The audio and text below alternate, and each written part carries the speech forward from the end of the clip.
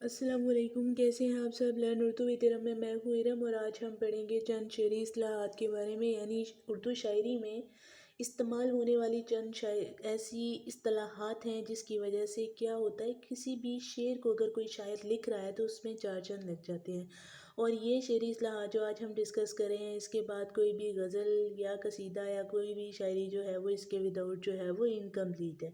तो सबसे पहले हम डिस्कस करते हैं काफ़िया को। काफ़िया जो है ये अरबी ज़ुबान का लफ्ज़ है। ये काफ़िया जो है ये जमा है और इसकी वाहिद क्या है, कवाफ़ी है।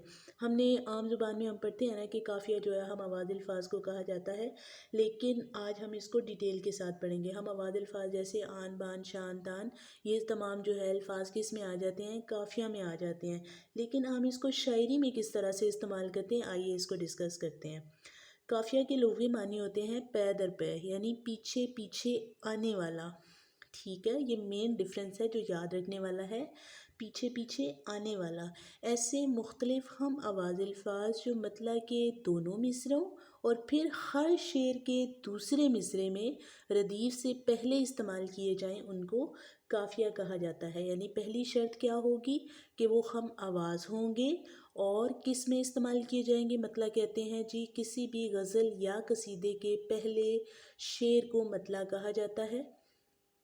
और पहले मतलब यानी शेर के जो पहले दो हिस्से होंगे उनमें तो लाजिम वो यूज़ होगा, लेकिन उसके बाद जो हर शेर का दूसरा मिसरा यानी पहला मिसरा छोड़ के जो दूसरा मिसरा होगा उसमें वो रदीफ़ से पहले इस्तेमाल होगा, उसको हम काफ़िया कहेंगे। ये उसकी कैले लोकेशन है या जगह है, कहाँ पर वो वाक़या होगा। इसकी बुनियादी शर्त ये है कि ये हम आवाज़ होते हैं और शेर के वज़न के हिसाब से ये बदलते रहते हैं।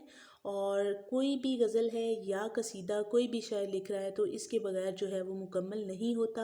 ये किसी भी गज़ल या कसीदे में इसका होना लाजिम व मलज़ूम है।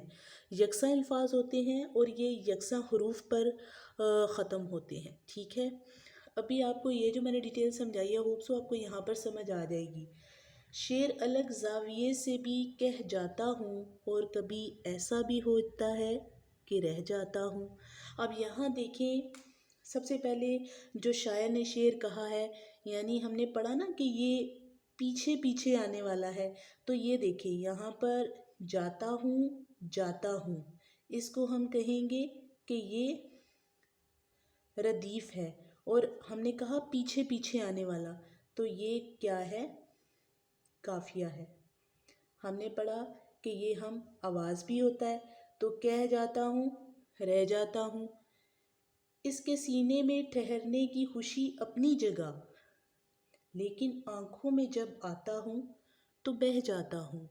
यानी कि हमने पढ़ा कि ये हर शेर के दूसरे मिसरे में फिर पहले मतलब में तो ये दोनों तरफ आ गया, लेकिन फिर दूसरे मिसरे में पहले मिसरे को छोड़ के दूसरे शेर में ये दूसरे मिसरे में इस्तेमाल हो जाता है, कह रे बह। ठीक है, ये क्या हो जाएगा, काफिया हो जाएगा। उसके अलावा हम ना यकसा अल्फाज और यकसा हरूफ पर ख़त्म होने वाले अल्फाज की मिसाल हम एक और शेर से भी दे सकते हैं जो बड़ा ही मारूफ शेर है। इब्ने मरियम हवा करे कोई, मेरे दर्द की दवा करे कोई। इसमें हवा और दवा जो है ये देख लें आप कि ये एक जैसे अल्फाज हैं और इनकी आवाज़ें एक जैसी है और हरूफ भी एक जैसे हैं, यानी वाव अलिफ वाह आ रहा है एंड के ऊपर। ठीक है, उसके अलावा आज हम एक और शेरी इस्तिलाह को डिस्कस करेंगे जो कि है रदीफ़। ठीक है, रदीफ़ के लुग़वी मानी आप देखें, रदीफ़ के लुग़वी मानी होते हैं घोड़सवार के पीछे पीछे बैठने वाला। अब देखें, वो हमने पढ़ा कि वो क्या हो जाएगा, वो पीछे पीछे आने वाला। ठीक है, और ये घोड़सवार के पीछे पीछे बैठने वाला।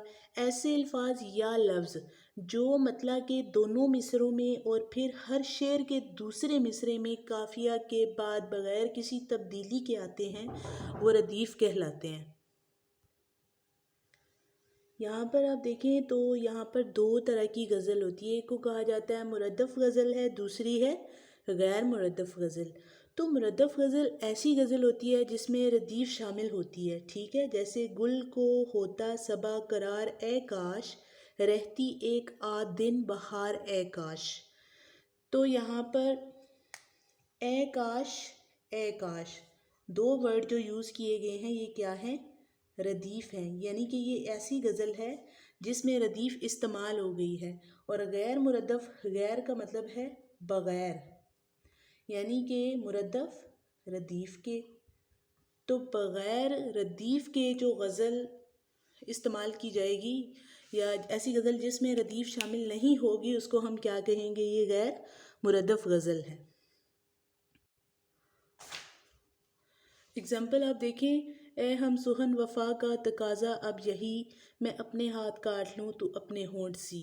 اب اس میں آپ دیکھ لیں کہ کہیں پہ بھی جو ہے وہ ردیف کا استعمال نہیں کیا گیا، تو اس کو ہم کیا کہیں گے کہ یہ غیر مردف غزل ہے. اس کے علاوہ ردیف کی ایک اور بڑی خوبصورت جو ہے وہ مومن خان مومن کی غزل بھی ہے کہ کبھی ہم میں تم میں قرار تھا، تمہیں یاد ہو کہ نہ یاد ہو، وہی یعنی وعدہ نباہ کا، تمہیں یاد ہو کہ نہ یاد ہو. یاد ہو کہ نہ یاد ہو پوری غزل میں جو ہے وہ استعمال کیا گیا ہے.